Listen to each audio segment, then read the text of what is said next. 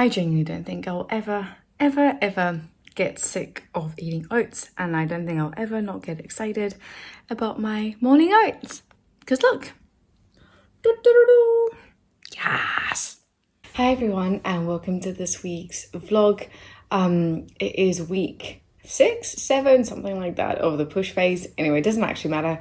But welcome to this week's vlog. This week has been super busy.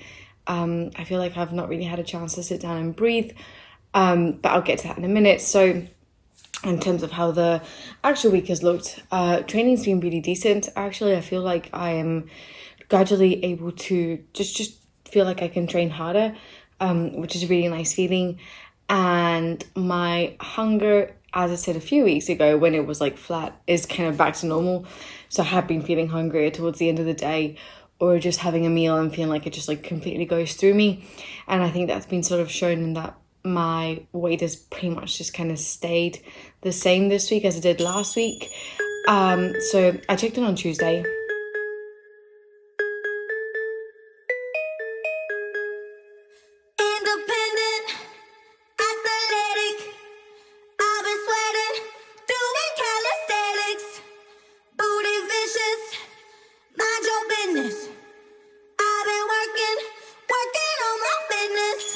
So I checked in on Tuesday, and both myself and Vaughn were really happy with how we're going so far in this push phase. Things are looking really good, but we didn't make any changes just because preemptively it just didn't make much sense. And also it was time of the month, so it's never really the best time to start making changes. And surprisingly, actually, I haven't been like as bloated as I usually would be, but I've definitely been hungry. So we'll see what we look like on Tuesday in a couple of days when I do actually check in. But yeah, as I said, it's been a super busy week, both in my own job and then also with clients. I've got quite a lot of clients doing a lot of sort of deep work that requires a lot of communication between us sort of on a daily basis. And it's been really nice to be able to see them and to be able to support them in as many ways as I possibly can, and really sort of pave that way for them to be able to see where they want to change, see what meaningful change is going to look like for them. So that's been a really nice process to go through and to just like show them that there is alternatives to the way that they feel about themselves, to that there is alternatives to the way that they're living right now. So that's been amazing to see. And I think one of the main reasons I'm so tired is because we had our webinar on bodybuilding, disordered eating and body image on Thursday, which was amazing. I am so grateful to anyone who joined us for the conversation, anyone who chose to listen in and who chooses to watch it on YouTube, because it is available if you search on our YouTube channel. I'm super grateful because I think it's a really important conversation to be had at the moment. So I'll insert a little clip here just so you get a feel for what we discussed. If you're a coach, it's really important for you to be just good at empathetically listening to your clients, and providing a space within that coaching journey where they do not feel shame to speak about these things. And the way that starts is by you as a coach being able to speak about these things quite openly and being able to say to someone, look, if we're starting a... So yeah, the webinar was awesome, but to be fair, I had been kind of quite anxious and worried about it in the lead up to it, just because I was sort of leading it myself, and it's quite a touchy topic for a lot of people. And my goal was really just to like share some information, share some data, and put that out there and really just kind of be the catalyst to a conversation that needs to start happening more frequently. And in relation to that, I'm super grateful, and I want to give a shout out to Noura Alwan, because she is a PhD researcher in female physiology. And now I've known Noura for the last 2 and a bit years because she reached out to me. Well, actually, I reached out to her in 2018 when she was doing a study for her PhD, looking at female training periodization in the lead up to a bodybuilding show. And we just kind of bonded over like just science and geekiness. And I knew I was about to start my master's in sport and exercise psychology. So we spoke and we've sort of kept each other in the loop since then. And when she saw that we were doing this webinar, she reached out to me and she said, oh, Clara, like, do you want to jump on a Zoom call and I can share some of the data that I've collected for over the few years for my PhD on the topic of females and bodybuilding. And obviously in a heartbeat, I was like, oh my goodness, this is amazing. Pretty much hot off the press data. And it was so insightful, really, really interesting stuff to see that a lot of the things that we experience as competitors, as female competitors even, to see that reflected in actual data, both qualitative and quantitative, so both in quotes and also in numbers.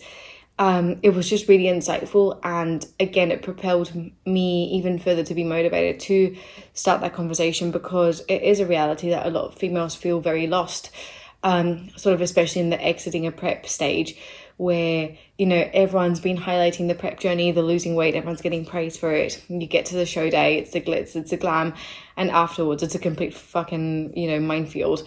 And it can be if you don't have the right guidance, if you don't know what to expect. So yeah, that was amazing of Nura to share that data with me, but also being able to sort of put that across to the wider community of competitors and coaches out there. I do feel truly privileged. So thank you to anyone who took the time to join us, and also who's been able to tune into the webinar and listen to it after. But yeah, as I said, sort of the lead up and the prep to that, like, it was just clearly been playing on my mind all week because I was sleeping like shit. I mean, I wasn't sleeping super terribly, but it wasn't the best, for sure. It definitely wasn't the best. And so it got to 3 p.m. at work on Friday, and I was just sat at my desk, just, you know, basically not falling asleep, but just unable to focus on anything that I had to do. And I said to my boss, I was like, can I go home? He was like, yes, you go home. Hola, it is Friday and I'm just home from work, and I am so tired. Oh my goodness, look at the state of this beautiful bird's nest. Oh gosh, I guess I just wanted to put up the camera to say that this week I've not been prioritizing my sleep as much as I should. I've been quite stressed kind of with preparing the webinar and whatnot, and I've sort of not neglected my self-care but not made enough time for self-care.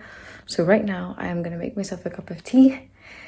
I'm going to crawl under a blanket on the sofa and I'm going to watch Queer Eye, and I can't fucking wait. So yeah, I got back and just had like a mini self-care evening of watching Queer Eye, just chilling, feet up, and it was just what I needed, because then I felt way more refreshed yesterday, Saturday, and I woke up, I did my training, went for a walk, even though the weather wasn't, like, it was really muggy. And then I saw on Instagram that my favourite donut place in Edinburgh had reopened. They've been doing like deliveries. They're called Considerate Chocolate, and they're amazing. And they'd been doing like deliveries, obviously during COVID, but they'd reopened, and I was like, oh my goodness. I texted Indra and I was like, do you want to come source some donuts with me? Good afternoon. It is Saturday and it is absolutely horrendous in Edinburgh. It's so foggy and rainy, but good news, because Considerate Chocolate, which is a vegan, plant-based donut place, has reopened. So me and Indra are going to source some donuts and some coffee, and it'll make everything better. And we did just that, and it was a joyous moment, and yeah, that was banging. So I had some donuts yesterday as part of my sort of off-plan meal, so to speak, a milkshake and also a wheat pizza, and it was delicious, and passed out quite early. It actually wasn't that early, like maybe like 10:30, 11ish. And I feel absolutely exhausted today. I woke up with a bit of a headache, which is not ideal, but hey, it is what it is. I've got quite a lot of things to get through today.